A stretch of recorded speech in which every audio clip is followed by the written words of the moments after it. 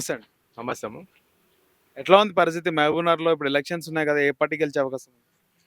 ఖచ్చితంగా 100% Congress party win అవుతుంది. NM Srinivasa Reddy అనే క్యాండిడేట్ వ్యక్తిగతంగా మంచోడు.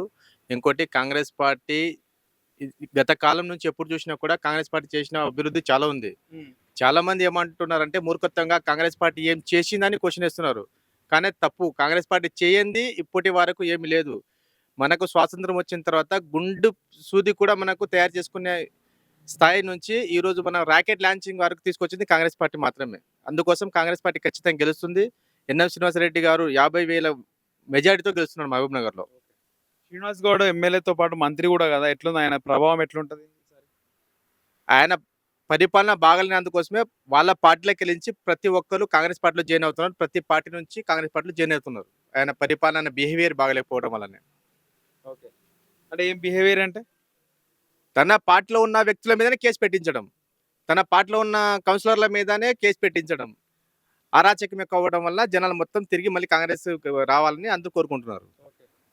బీజేపీ పరిస్థితి ఏంది ఇక్కడ మహబూబ్ నగర్‌లో? బీజేపీ మాక్సిమం డిపాజిట్ కూడా రాదని మేము అనుకుంటున్నాం. ఆయన అంత ఫెయిర్‌గా మనకి కొత్తగా వచ్చిన క్యాండిడేట్ కనుక అంత ఏం యాక్టివిటీస్ ఏమి ఉండదు. హ్మ్. సో, మొత్తానికి యనం శ్రీనివాస్ రెడ్డికి, శ్రీనివాస్ గౌడ్‌కి ఉంటదంటారా? అంతేనా? కాంగ్రెస్‌కి, టీఆర్ఎస్ మధ్యలో ఉంటుంది. కాకపోతే కాంగ్రెస్ పార్టీ విన్ అవుతుంది. హ్మ్. అది షూర్. హ్మ్. ఇది మహబూబ్ నగర్‌లో జరుగుతున్న పరిణామాలు. ఓటర్లు ఓటర్లు అంతా వన్ సైడ్ అయిపోయారు. ఎక్కువగా ముస్లిం మైనారిటీలు ఉన్నారనుకుంటా ఇక్కడ మహబూబ్ నగర్‌లో. వాళ్ళు 25% ఉంటారు. హ్మ్. వాళ్ళ ఓట్లు ఎక్కువగా ఎవరికి పడతాయి?